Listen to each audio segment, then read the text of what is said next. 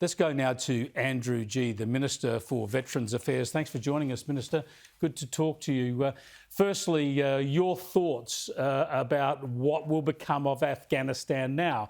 It's inevitable, isn't it, that it will become a haven for terrorists, a place where the enemies of the West gather, and a place from which, no doubt, damage will be done to Western liberal democracies in the future. Chris, there's no doubt that the events unfolding in Afghanistan at the moment are tragic. And as you pointed out a few moments ago, the country has a very tragic history and it looks set to have a tragic future. And for me personally, I think that it's probably going to be more conflict and more civil war.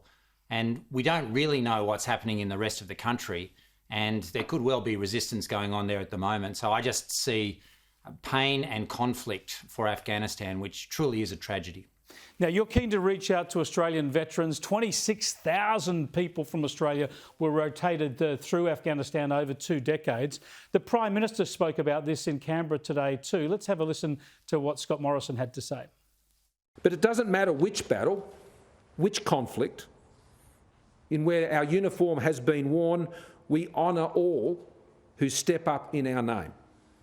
We honour the men and women who, in Andrew Hastie's words, run to the sound of the guns because that is what we ask of them. To them I say, you can be as proud as I am of you today as at any other time you put that uniform on, and the very first time you pulled that uniform on. You have served our country and in so many cases continue to.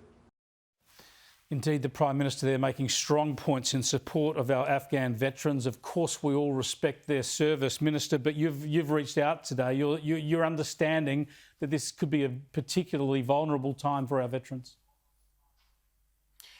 Absolutely, Chris, and that's the feedback that I've had already. The events that are unfolding over there are causing a lot of pain, a lot of hurt and a lot of distress amongst serving ADF personnel, but also veterans and their families.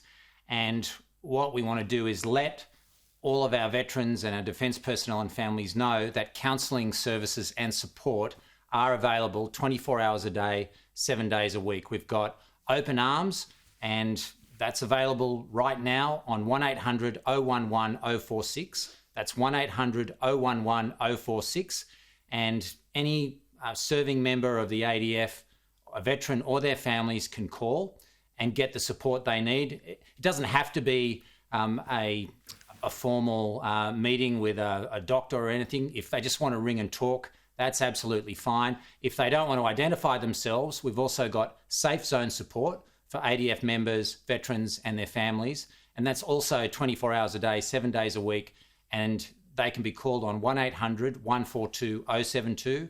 That's 1800 142 072. And Chris, I've also asked and directed my Department of Veterans Affairs to contact the members of the family members of those Australians, the 41 Australians who lost their lives in Afghanistan. And I've also asked the department to reach out to any veteran that they are in contact with that they think may be adversely impacted by the events that are unfolding over there. So the message we want to get out is we are here for you. We have the support services there. And also, if folks out there know a veteran, it's a great opportunity to pick up the phone and just say g'day. I mean, we're in the middle of COVID lockdowns. There's isolation associated with that. But on top of that, this for our veterans, we've got this humanitarian tragedy going on in Afghanistan at the moment. So there is no better time to reach out and stay connected and look out for each other. Minister, thanks for your time.